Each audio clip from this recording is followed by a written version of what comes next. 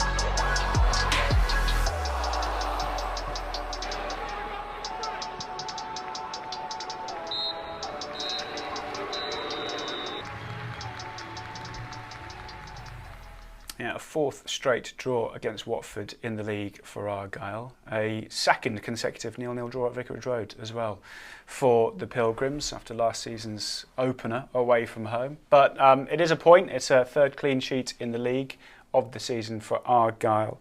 And no doubt we would have taken this a couple of months ago. But does it have a tinge of feeling of not quite enough at this stage of the season and the position Argyle are in? Well, we're about to discuss that and see how the game played out. Because as always on Argyle Analysis, I've got Aaron Cusack with me to talk through it. We probably would have been absolutely buzzing with that a month ago, wouldn't we? And it still was, pretty decent performance, and you can't kind of sniff at a clean sheet away from home and all of that sort of stuff, certainly against a side like Watford. But why is there a feeling of not quite kind of enough? Yeah, it's a good point, Charlie. I do believe that it was, the performance first half in particular I thought was excellent. 2, I think the latter stages of the game, it felt like 2 opportunities were there for the taking. And 3, some of the results went against them. So, unfortunately, whilst it was a valid point, a decent point against a good opponent away from home, at this stage of the season, it doesn't appear to be enough at the minute. But it was a clean sheet. It was a decent performance. But obviously, it's still out of their hands moving forward. Yeah, it absolutely was, and it certainly was kind of an improved. Well, I say improved performance from away games this season, but we did win our last one against Portsmouth, obviously. But it kind of felt like a similar pattern, lots of absorbing of pressure and kind of not giving up too many big chances and clinical breaks. Against Pompey, we scored a couple. Against Watford, we did have those moments. We didn't. Yeah, I think. I think what they did well was they looked at the Derby game in particular, where Derby had a lot of pressure in our box early. So they scored from 2 long throws, and the first half on Saturday appeared to be lots of high pressing. So keep the ball away from our box for as long as possible. So not allowing Watford to get any foothold whatsoever in and around our box. They got to that area, but it wasn't like a constant threat. So, there was a deliberate change in strategy in the first half on Saturday compared to the Derby game, meaning that they were able to keep Watford at bay for long passages in that first half. One of the things that's been missing from Argyle for a while, certainly in kind of away games, is a bit of an attacking threat. And when you have a defensive structure like Argyle have in place, you need to try and make the most of chances that do come about, or at least have that threat going forward to worry the opposition. And first half in particular, but there was throughout the game a threat going forward from Argyle. Yeah, I think on Saturday was probably the first time I'd seen where the style matched what the intention was at the end of it. So a long ball, but getting close to each other. So Ryan Hardy and Bundu were nice and connected, and it returned a little bit of opportunity in and around Watford's box.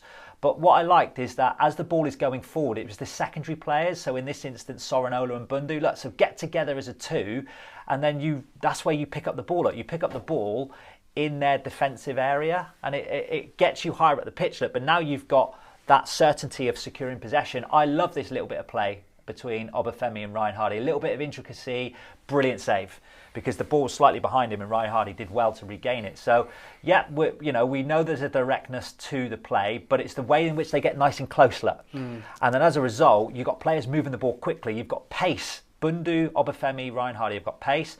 On another day, can Ryan Hardy stand the fullback up, shift it and go across goal? Maybe. Didn't quite wrestle control of the ball fully, but it returned the corner nonetheless. And, look at it here. So the knockdown, Bundu's been awkward. JB's picked up the second ball. Sorinola's now on the front foot. This is a great ball in for me. On another day, it does return a goal. Get people trying to attack that red zone. It's actually good defending, and it just fell just to the wrong side of Ryan Hardy. And this all happened in the first half. So you have to give credit to the strategy. Look at Hardy trying to get his toe in there. Obafemi helping with the turnover. And then I think this is what Miron wants, the break it pace. And this is a good ball. It's a 2v3. Could Bundu have played it in front of Ryan Hardy? There, maybe, but he just played it on the wrong side. A slight breakdown in communication, but there were moments. And second half, there was returns as well. So running the last line, get close to the ball, because if you can get close to the ball, it allows you to pick up the secondary moments.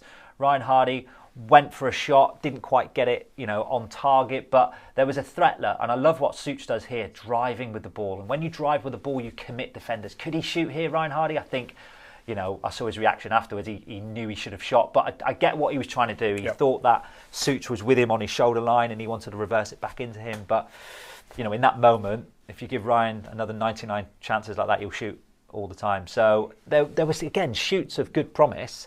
And for me, I felt first half on Saturday, we worked the ball really well. And if that's going to be the style, in addition to the resilience of defending, the future looks a lot brighter in that space. Right, let's have a look at some of the other results. It was pretty much a full quota. Derby didn't play because Preston were in the FA Cup, but Sheffield United on the Friday night marching on. Big win for Luton at Hull. Cardiff pegged back after taking the lead at home. They drew against Sheffield Wednesday. Stoke got a morale-boosting win later on in the game as well. And Oxford pegged back after taking the lead against Middlesbrough. All of that means that Argyle are 6 points from safety with 7 games to go. Derby have a game in hand that if they win, they'll leapfrog Cardiff and that gap will become bigger. Now, I said I'd give you the number.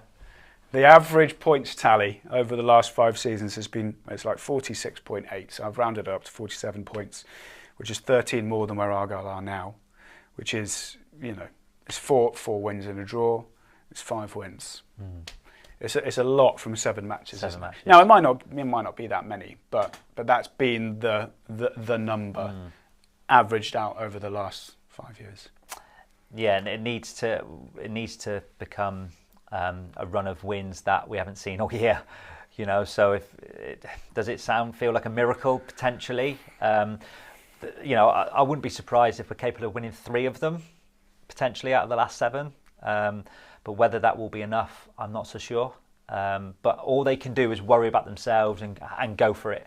I said a couple of weeks ago, if you're going to go down, play as if you're trying to stay up, as in you've got to throw caution to the wind a little bit, be ultra aggressive in moments, and capitalise when you can. But, we'll just have to wait and see, I guess. Will. Yeah, absolutely. Yeah. Aaron, thank you very much. Charlie. As always, the next game is on Saturday at Home Park against Norwich City. We all know what happened last year.